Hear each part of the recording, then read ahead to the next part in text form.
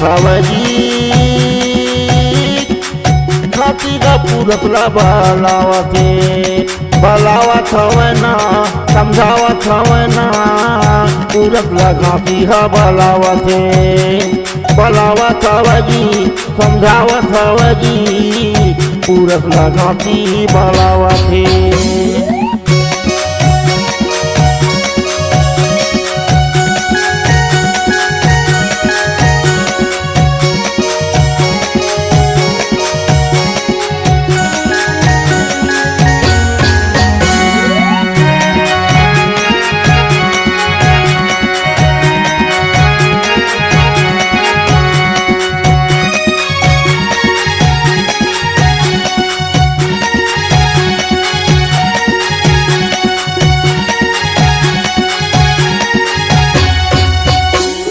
घर ले निकल के बाबा गए तहाँ बनमा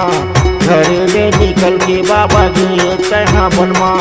भभूति लगाए बाबा अपन तहाँ तनमा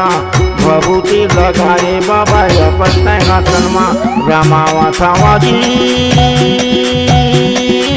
पूरक घाटी बलावते रामावा थावाजी पूरक घाटी बलावते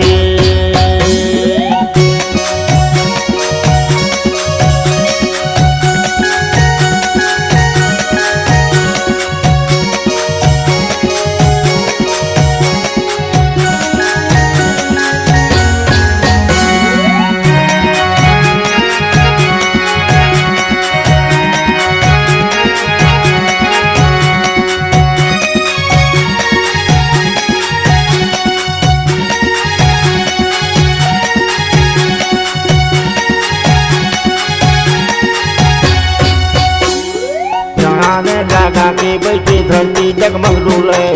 जाने लगा के बैठे धरती जगमग डोले चावा था वहाँ हाथी गई के सतपुरख था बोले आवा था वहाँ हाथी गई के सतपुरख था बोले जमावा था वाजी पुरख घाटी बलावते रमावा था वाजी पुरख घाटी बलावते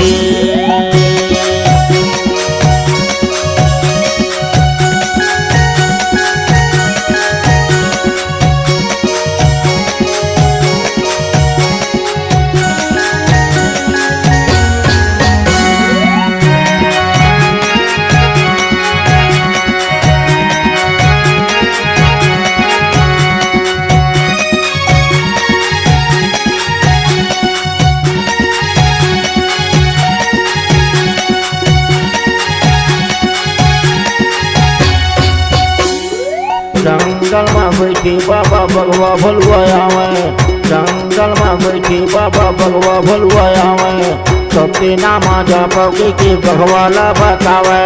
सबके नामा जापे के भगवाला बतावे बोला घर हाजी पूरक घाटी बलावते बोला घर हाजी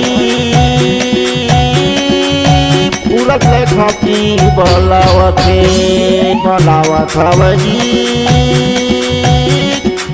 घाटी का पूरक बलावते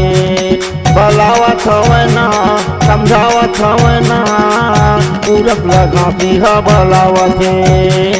बलावत हवजी समझावत हवजी पूरक घाटी बलावते पूरक घाटी बलावते पूरक घाटी बलावते पूरक घाटी बलावते।